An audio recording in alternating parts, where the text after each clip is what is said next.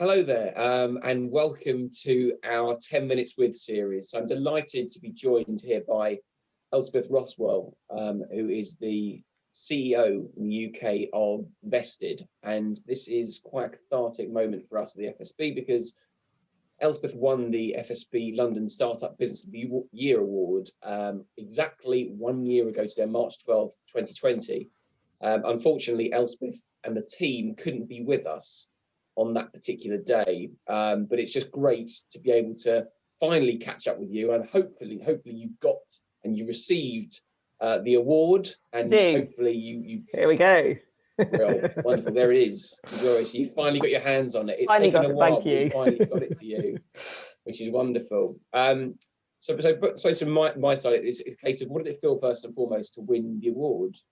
Well, look, it was amazing to win the award, Matt, and thank you so much for having me here today. Actually, the reason we weren't with you a year ago was because we were trialling work from home, just in case we all had to work from home. You think about it now and think, what an irony, right? We didn't come to the event because of that. So, but no, a huge honour first to win London Startup of the Year. At that point, 18 months into the Vested journey over here. And in terms of that side, I mean, obviously it paid to be working on that element of, working from home, getting yourself geared up. But what's the last 365 days been for you and the company? Well, I think personally, clearly, like everybody, it's been an absolute roller coaster. But for the business, we have been incredibly lucky. And I will touch some wood at this point because I always think that's an important thing to do.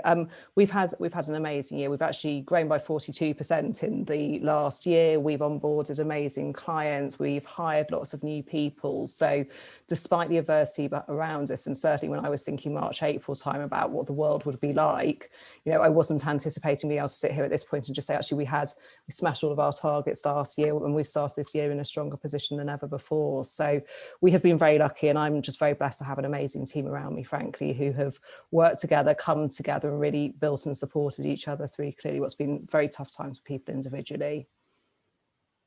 No, I'd second that. And in terms of the fact that you were starting 2018 means you're still in that startup feel, but does it feel like you've, over the back of the last year, you've moved into a more scale-up kind of business? Yeah, it definitely does. The first year was sort of running around doing whatever we needed to make the business work. The second year we were learning a lot about ourselves, and I think last year really we solidified. I think our offer was really landing in the market. People were really starting to know and hear about us, and it really has helped us to deliver really what I call sustainable growth now. So when we were talking about this and coming back together and we'd got started with the year, I was like, I feel like we're a long way on from that, but that's amazing when you think this has actually just been a very short time. So yeah, it's been about building up a strong team who can really scale with the business and continue as we grow forwards, and bring on board the kind of clients, some of the biggest financial institutions in the world to work with us, who are happy to do so and work with us as we build together, really.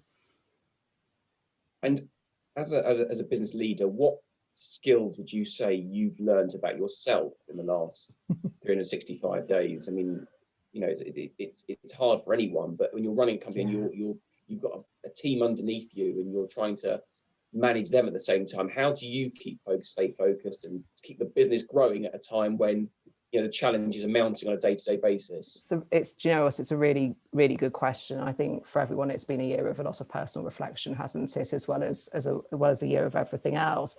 I would say what I've learned about myself as a leader is, one of my clients recently said, you run business with heart, and actually bringing the caring element to the business, bringing the caring element of who I am into our business more, and being able to actually fully switch that on and help and support the people has probably been the thing I've learned about myself, which is that's the right way to run business in the way that it builds and grows. And I think then it's just about, I've always said in this industry, resilience is one of the core skills we need to have, but of course never has it been more so. And for me, it was suddenly realizing, so I had to get into the middle and find the calm place while all the chaos was around me, to be able to make the kind of decisions that we needed to keep us going, and to keep strong, to be able to support the people around me who clearly have had all sorts of different challenges along the way. And I've been very blessed by having a very strong management team as well, and I think knowing that you don't have all the answers, that it's okay to say you don't have all the answers, and that you're working it out together, both with them and with clients as well, has been really important. So definitely a bit of being humble as well as everything else as well.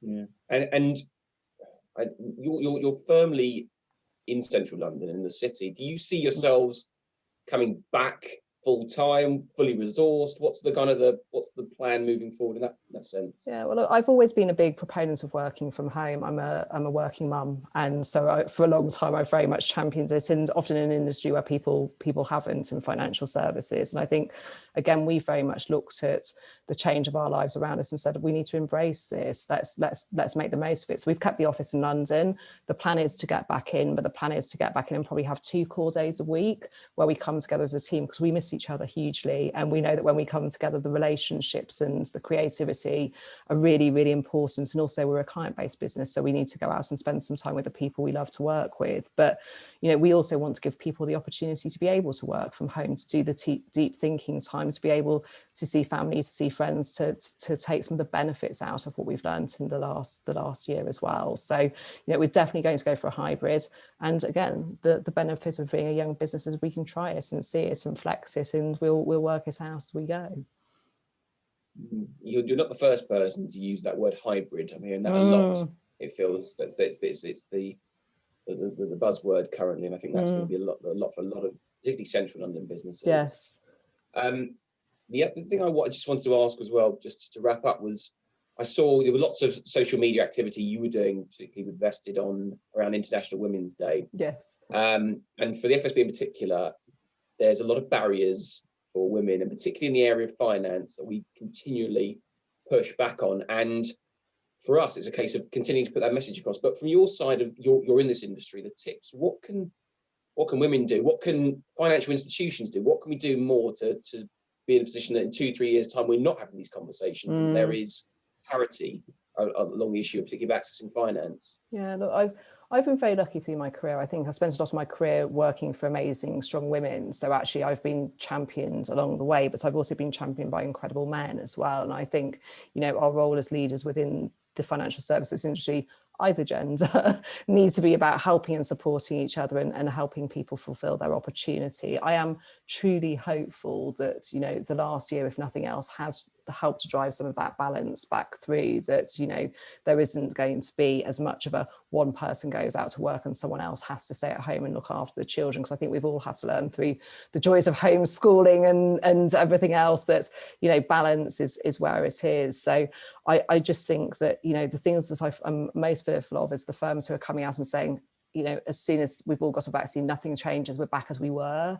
I think for me, I would just say for any financial services firm, it's about stopping and thinking and learning and thinking about what's next and really what they want the future to hold, because we're all here to serve the population as a whole, and we need to be representative of that to really drive success. So, that for me is important. But I said, I approach it with a point of hope, which is we've learned a lot, so let's learn from it and drive the positive change that we need to through the industry. Yeah. I think that's a sentiment we can all agree with.